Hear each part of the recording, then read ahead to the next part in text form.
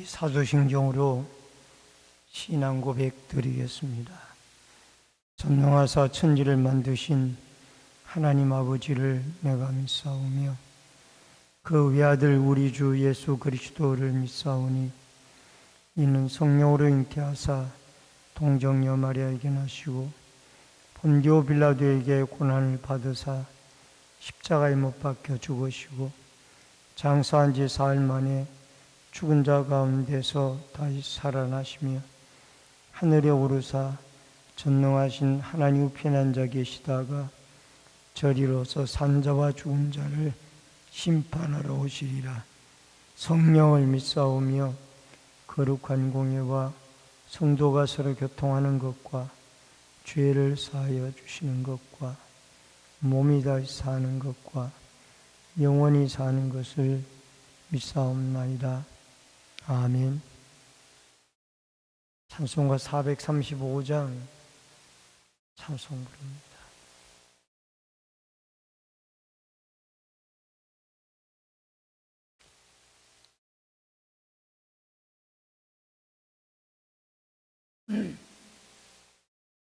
나의 영원하신 기업 생명보다 귀하다. 나의 갈 길 다가도록 나와 동행하소서. 주께로 가까이 주께로 가오니 나의 갈 길 다가도록 나와 동행하소서. 세상 부귀 아니람과 모든 명예 버리고 험한 길을 가는 동안 나와 동행하소서. 주께로 가까이 주께로 가오니 나의 갈 길 다가도록 나와 동행하소서. 아멘. 하나님의 말씀은 사도행전 10장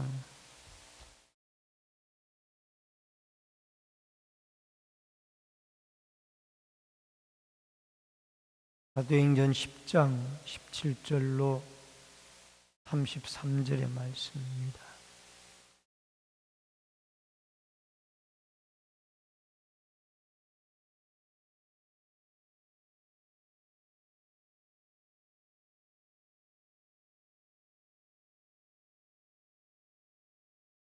사도행전 10장 17절로 33절의 말씀. 베드로가 본 바 환상이 무슨 뜻인지 속으로 의아해 하더니 마침 고넬료가 보낸 사람들이 시몬의 집을 찾아 문 밖에 서서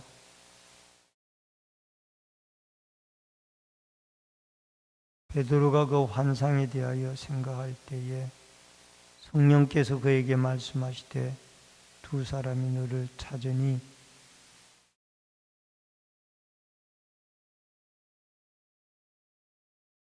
베드로가 내려가 그 사람들을 보고 이르되 내가 곧 너희가 찾는 사람인데 너희가 무슨 일로 왔느냐?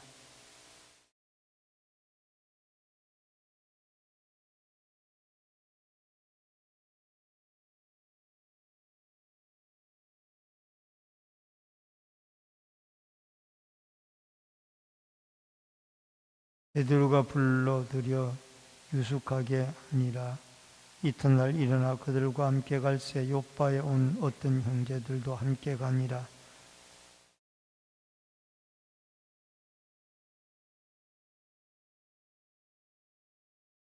마침 베드로가 들어올 때에 고넬료가 맞아 발 앞에 엎드려 절하니 더불어 말하며 들어가 여러 사람이 모인 것을 보고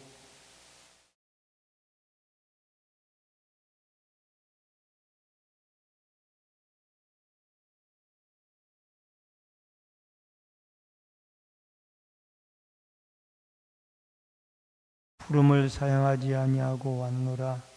묻노니 무슨 일로 나를 불렀느냐.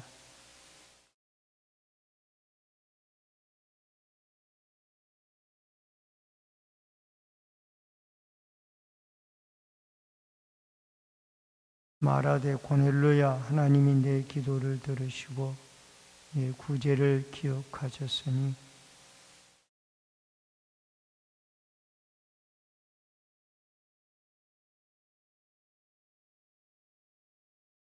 내가 곧 당신께 33절 내가 곧 당신에게 33절을 우리 같이 읽습니다. 내가 곧 당신에게 사람을 보내었는데 오셨으니 잘하였나이다. 이제 우리는 주께서 당신에게 명하신 모든 것을 듣고자 하여 다 하나님 앞에 있나이다. 아멘.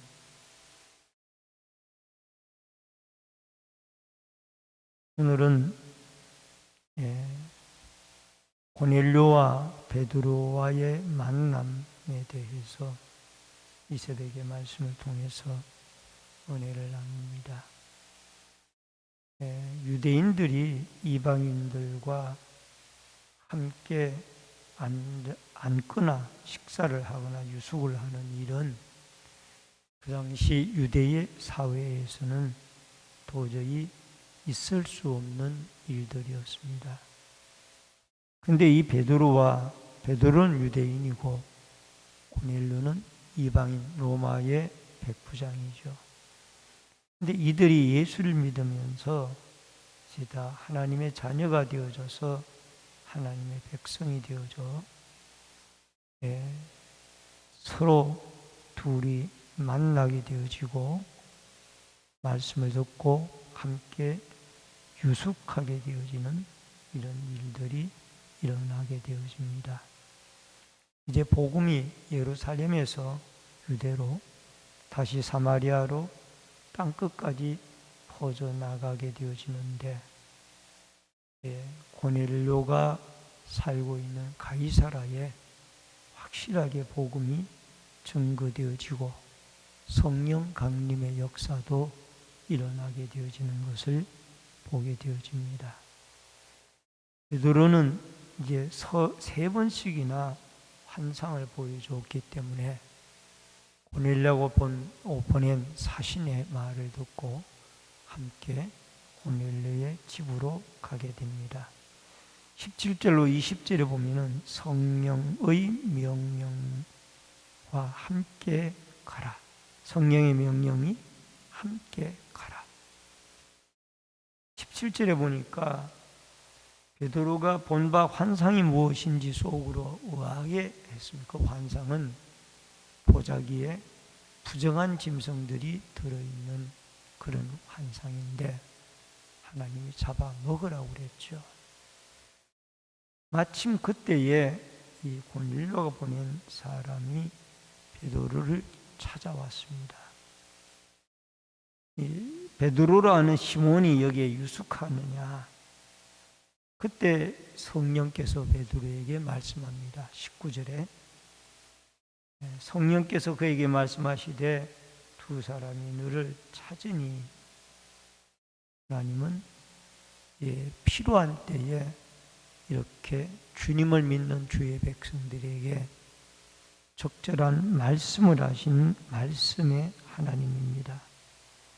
20절에 일어나 내려가 의심하지 말고, 이게 하나님의 말씀이에요. 베드로에게 성령을 통하여 주시는 하나님의 말씀인데 의심하지 말라는, 이게 의심이라는 이 단어가 디아크리노라는 헬라어 원문으로 쓰여졌는데 판단하다, 결정하다라는 의미가 있습니다.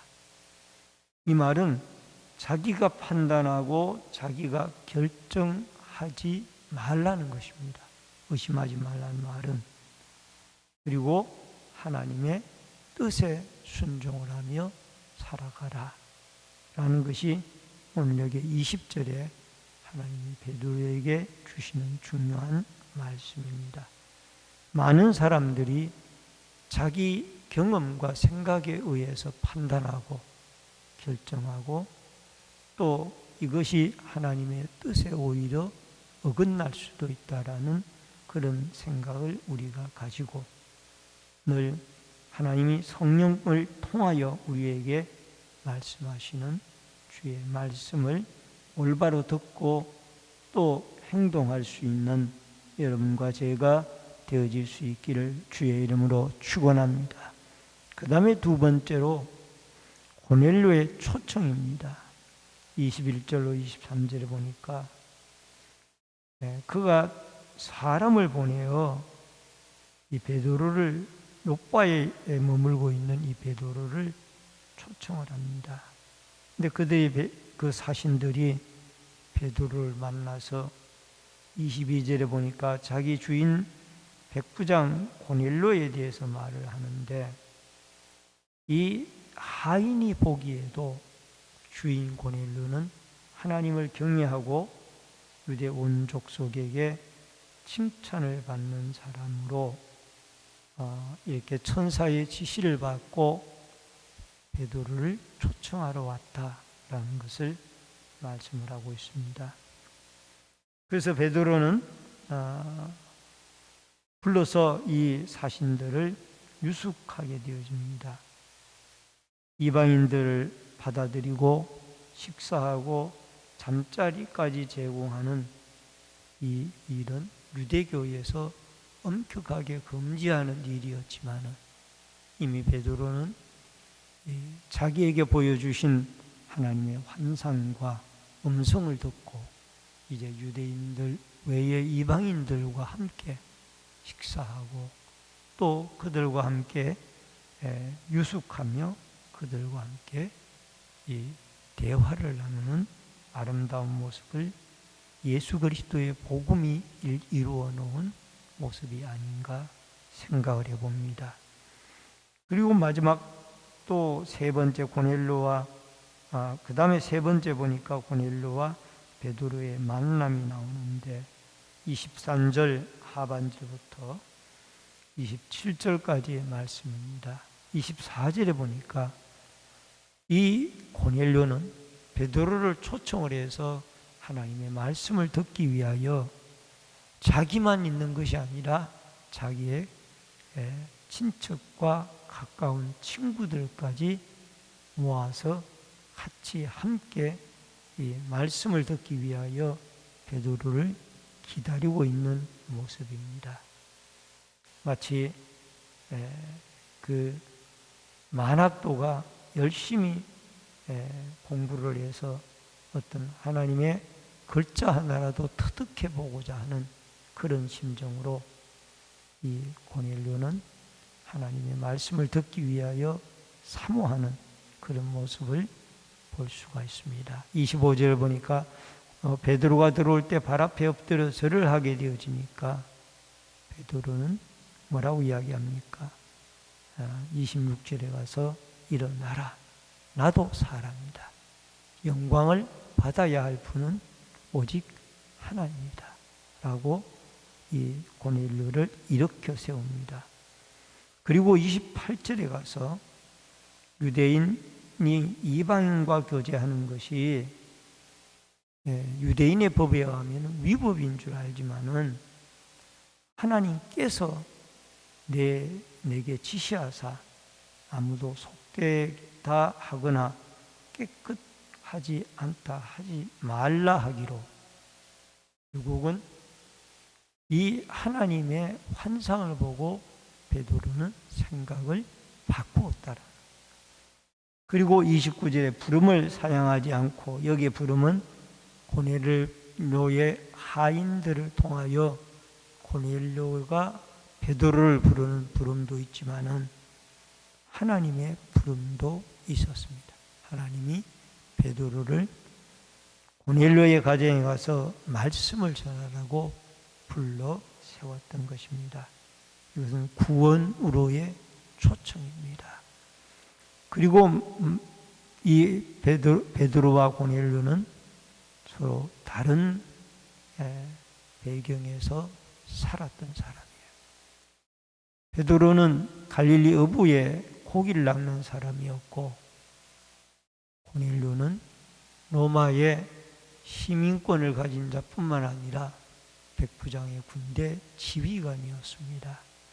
그렇지만은 이들이 하나님의 아들 예수 그리스도를 경외하고 믿게 되어지니까 서로 교제하고 또 함께